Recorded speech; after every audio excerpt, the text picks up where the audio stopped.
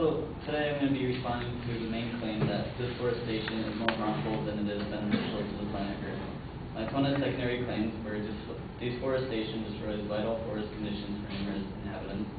Number 2, deforestation is detrimental to the Earth's atmosphere. And number 3, deforestation is linked to land degradation, which is linked to humans. My response to the first claim, that deforestation destroys vital forest conditions to numerous inhabitants, is that the advocate fails to give a time period for his first supporting evidence that millions of forest-based species will become extinct due to the loss of their habitat. Therefore, we do not know when these millions of species will die. They could die in a long period of time or a very short period of time. We are not given that information. Secondly, I would like to point out that we do not know how much deforestation affects the death of species. Other causes for loss of species is disease, overhunting, invasion of non-native species, pollution, and climate change, according to globalchange.edu. Globalchange.edu also says that the passenger pigeon, one of his examples, was killed off or became extinct due to overhunting, not just deforestation. According to the advocate, 137 species die a day, or about 50,000 species die per year, while the National Wildlife Federation estimates that only 27,000 species die per year, which leaves a 23 difference in his data compared to National Wildlife Federation. My response to his secondary claim, or his second secondary claim, is that CO2 emissions are still greatly argued about, and therefore he cannot use that evidence to state that because CO2 emissions might go up, that they might cause, that they might be detrimental to the Earth's atmosphere. For example, it is greatly argued that CO2 emissions may cause the Earth's atmosphere to rise, or the Earth's atmosphere temperature is causing more CO2 emissions to come. The advocate also fails to connect how a rise in the Earth's temperature is detrimental to, the advocate also fails to connect how a rise in the Earth's temperature over the past century is related to deforestation.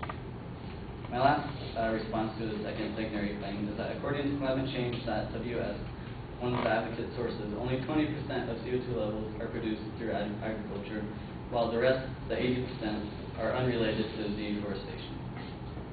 My response to his third secondary claim, that deforestation is linked to land degradation, which is linked to humans, is that none of his evidence is fully supported. Therefore, we do not know how valid any of his evidence is.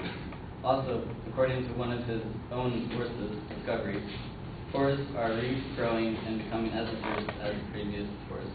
Therefore, some of the holes are in his argument, and therefore we need to relook over the evidence before we make a valid conclusion. Thank you.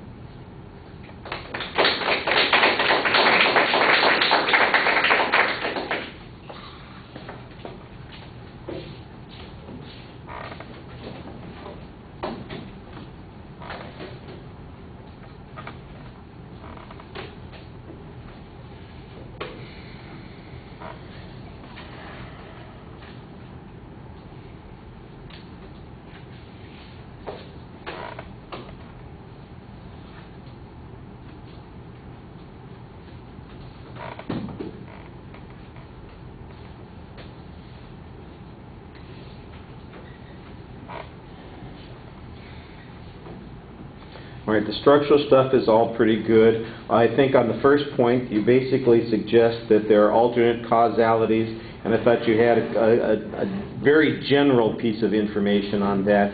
If you had some more specific data, that would be good. The example of the pigeon, for instance, and being overhunted, that's an interesting one. I think non-native species, for instance, would be another illustration of that, and the demonstration that this has little to do with deforestation is okay, although I'm not sure that it automatically mitigates the advocate's claim, especially given the number of species that both you seem to accept, even if it's the lowball 27,000, or the advocate seems to accept, which is the 50,000 each year. It sure seems like a lot of species are going away, and both sides seem to agree that that's happening. The only question is, why are they going away, and if there's a challenge to be made on the advocate's causality argument, you ought to point out what evidence they presented and what was inadequate about that evidence, or point out that there is no evidence on that point, and then provide the counter evidence on those issues.